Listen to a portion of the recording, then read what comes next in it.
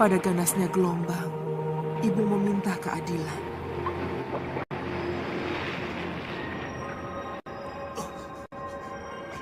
Hei! Siapa yang berani mengguncang keratonku? Pengawal! Pengawal! Siapa yang berani mengguncang keratonku? Maaf Gusti Prabu, seorang putri cantik bertapa dalam laut dan perbawanya menggetarkan seluruh Laut Kidul. Kurang ajar!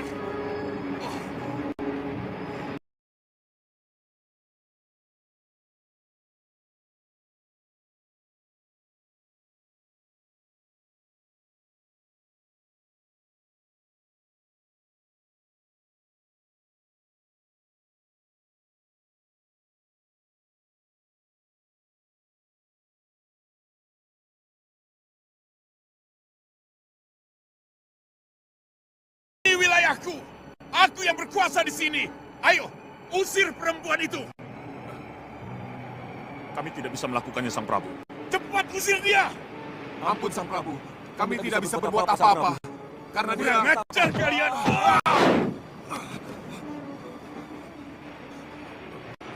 Maafkan kami Putri, maafkan kami.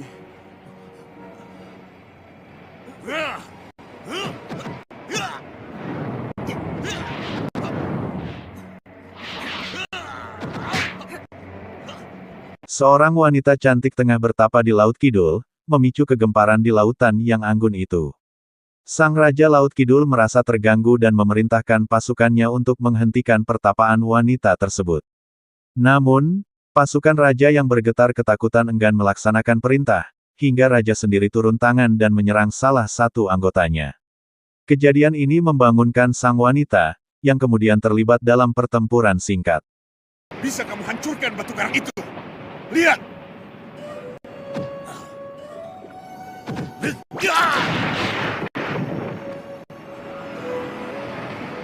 Jadi hanya itu yang bisa Sang Prabu lakukan. Jangan banyak bicara. Tunjukkan kelebihanmu, Cahayu. Lihat. Lihat ini. Lihat apa yang akan aku lakukan.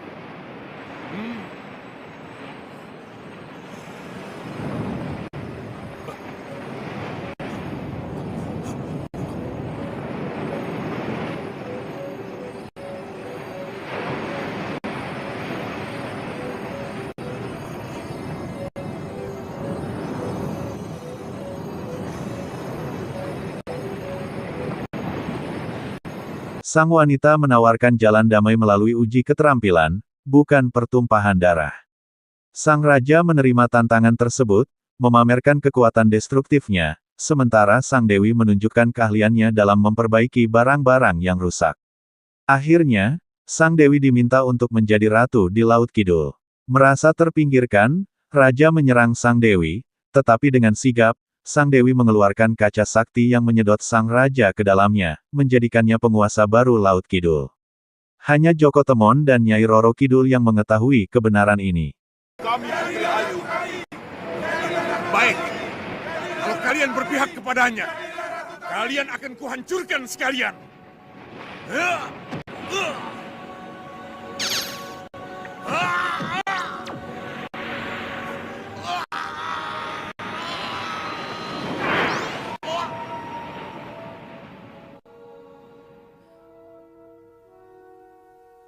Begitulah Joko Temon. Cerita ini hanya kamu yang tahu. Hanya kamu.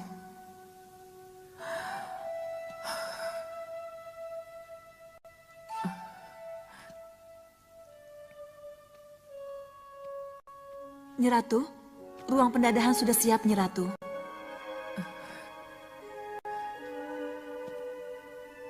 Baik.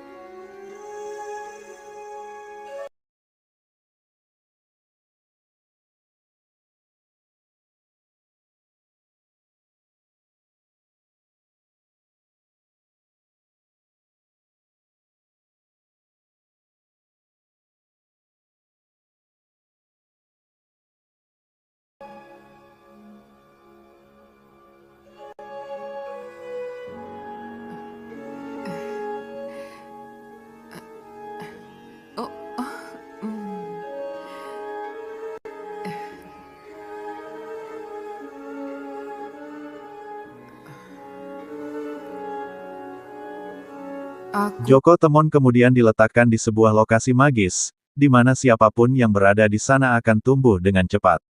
Dan benar saja, Joko Temon bertransformasi menjadi pemuda tampan dalam waktu singkat, sekitar 10 tahun.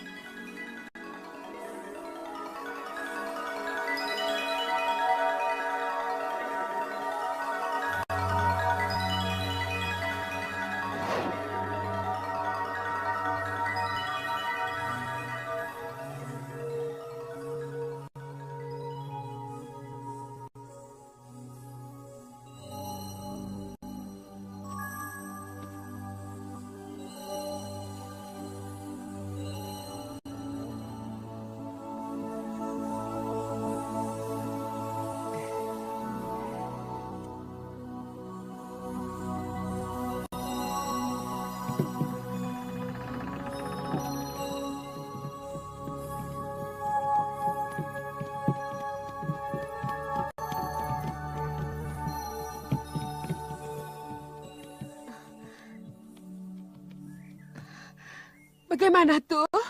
Tidak ada yang tahu. Tapi Juragan Sojo sedang mencarinya. Sudah ditelusuri sampai ke hulu, Tul.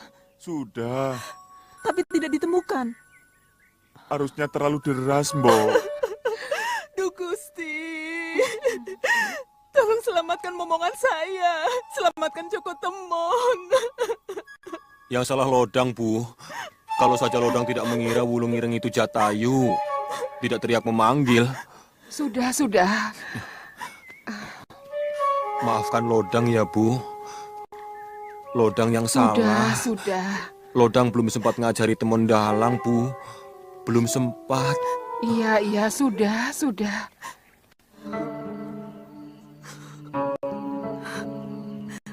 Jangan khawatir, Bu.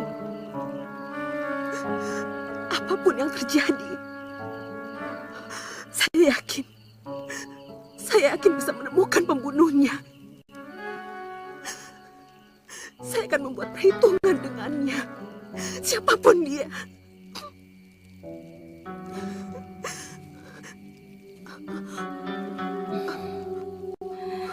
Kamu tadi bilang akan membuat perhitungan dengan siapapun pembunuh ibumu, Ambarwati. Ya, Meskipun dia Kanjeng Tumenggung sendiri.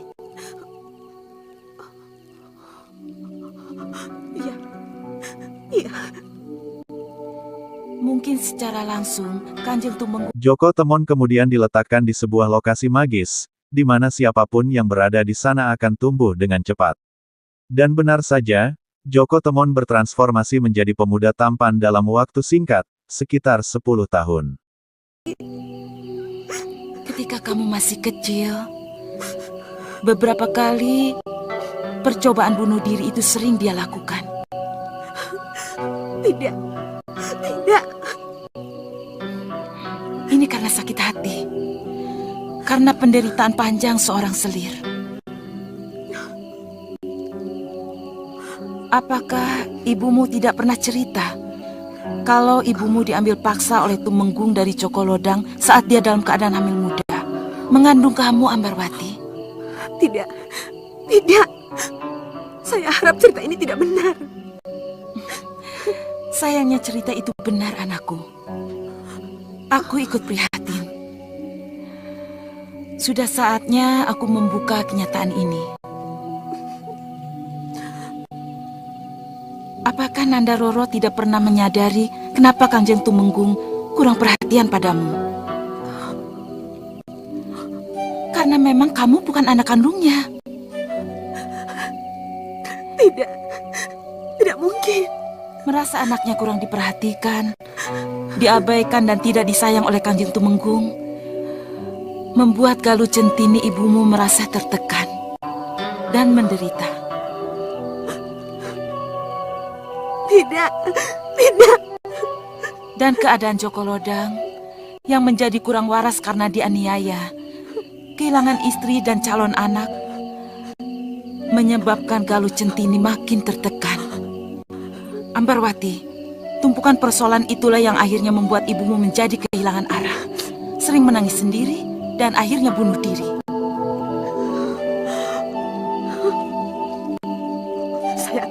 Romo Tumenggung. Saya akan bunuh dia. Iya, tapi tidak sekarang.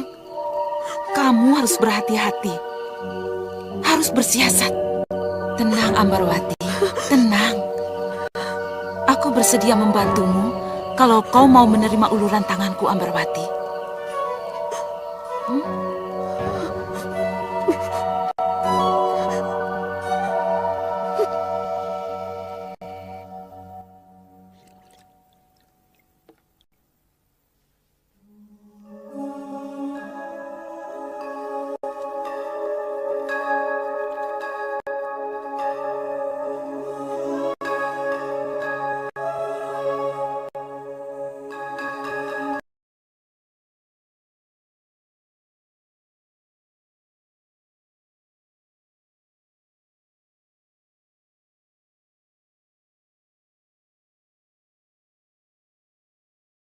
Aku tutun dadah bayi, nanging dadah wadaking Sin berpindah ke Ratu Kidul, yang membesarkan Joko Temon yang kini bernama Bayu Samudra.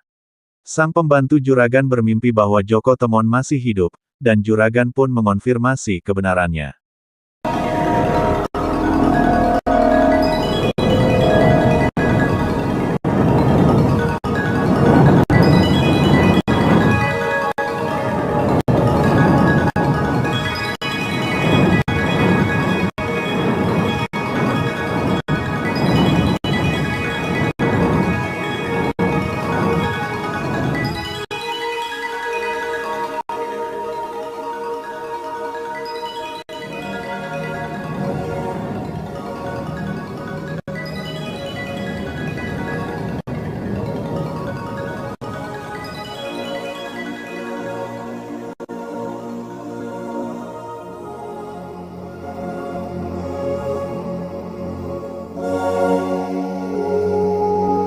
Anakku Joko Temon, kini kau kuberi nama Bayu Samudro.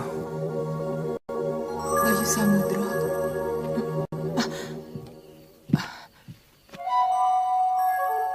Bayu Samudro.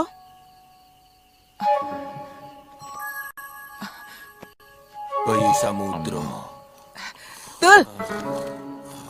Tul, bangun Tul. Ada apa sih, Mbok? Joko Temon masih hidup. Masih hidup. Masih hidup? Di mana dia, Mbok? Sekarang sudah besar. Joko Temon sekarang sudah besar. Namanya diganti. Si Mbok ini ngimpi apa? Saya dengar sendiri. Suaranya sampai bergetar. Joko Temon sekarang namanya Bayu Samudro. Iya, Bayu Samudro. Ngigo kamu, Mbok. Ngigo. Pentul. Iya, Malah Tul. tidur. Apa yang dikatakan Mbok Supo betul. Lodang tadi juga bermimpi. Joko Temon berganti nama. Betul kan? Namanya Bayu Samudro. Ia telah menjadi seorang lelaki dewasa yang gagah. Betul. Berani sumpah. Bayu Samudro.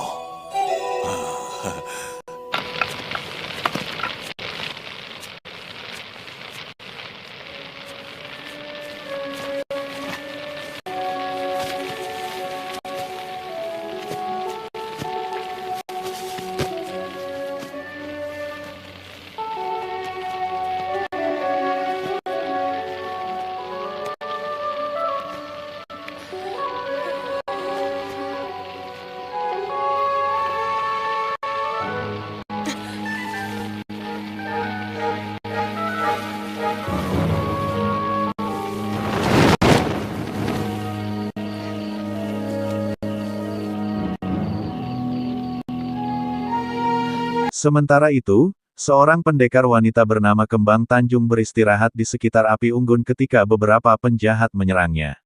Dengan ketangkasan luar biasa, ia mengalahkan mereka dan memadamkan api unggun sebelum melanjutkan perjalanannya. Di saat yang sama, pemuda Bayu Samudra menemukan jejak api yang baru padam dan melanjutkan langkahnya.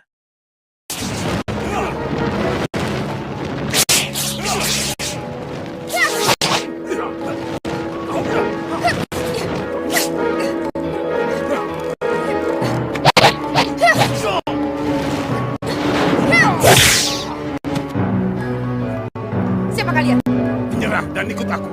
Sudah lama sekali aku tidak melihat perempuan muda montok seperti kamu. Kurang ajar.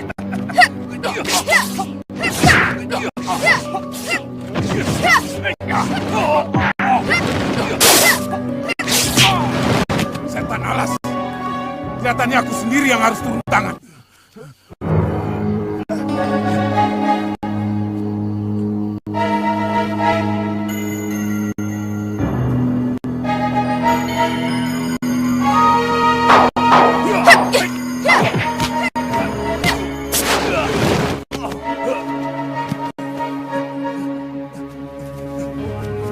Lari!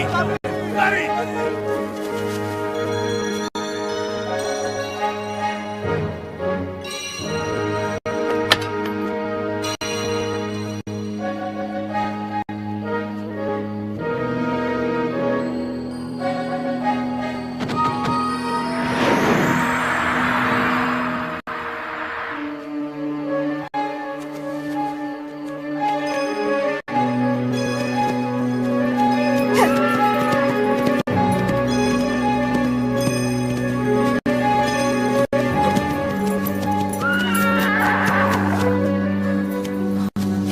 Di mana sumber cahaya tadi? Kenapa tiba-tiba menghilang?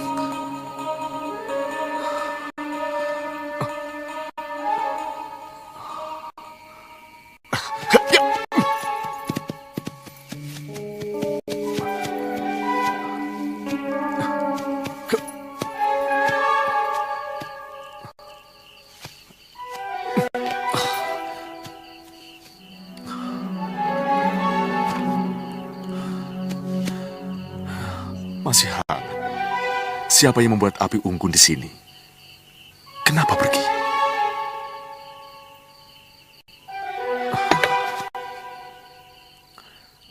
Kelihatannya telah terjadi perkelahian di sini. Tapi siapa dengan siapa?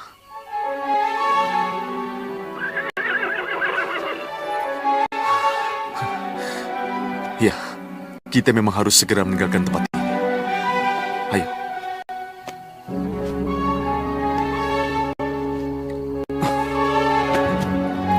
Ya, kita ke sana. Ya.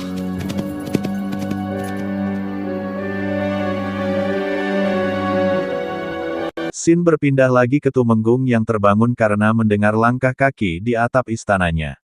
Ia mendapati beberapa penjahat merongrong di sana. Dalam pertarungan sengit meskipun dalam keadaan lemah, Tumenggung berhasil mengalahkan mereka. Di tempat lain, seorang bertopeng berusaha membunuh Dewi Ayu Sekarsari, tetapi Nyai Birah muncul tepat waktu untuk melawan dan mengalahkannya. Tumenggung kemudian melihat kondisi istrinya dan segera bergegas meninggalkan tempat itu, membawa harapan dan rasa tanggung jawab yang besar.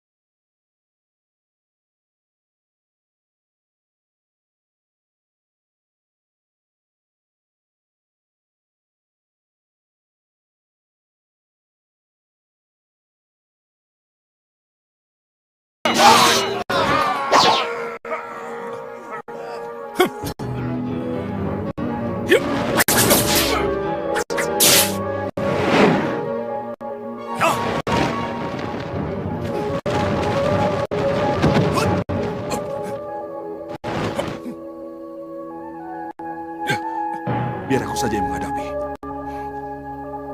Kampret. Kamu pendekar kampret Gunung Lawu.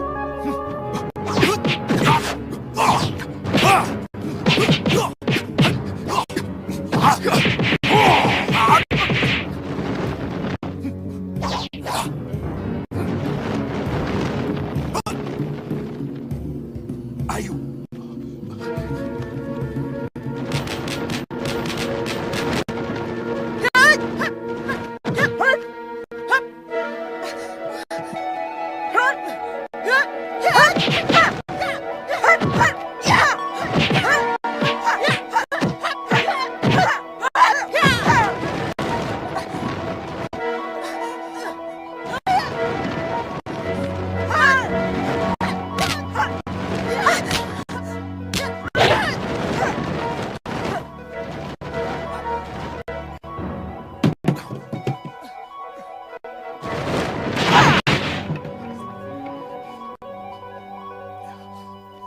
Kanda. Sudah. Bayi sudah terlewati. Kamu terluka? Tidak. Kanjeng Tumenggung. Sebentar. Tertangkap. Tidak, Kanjeng. Maaf, mereka lolos. Kurang ajar.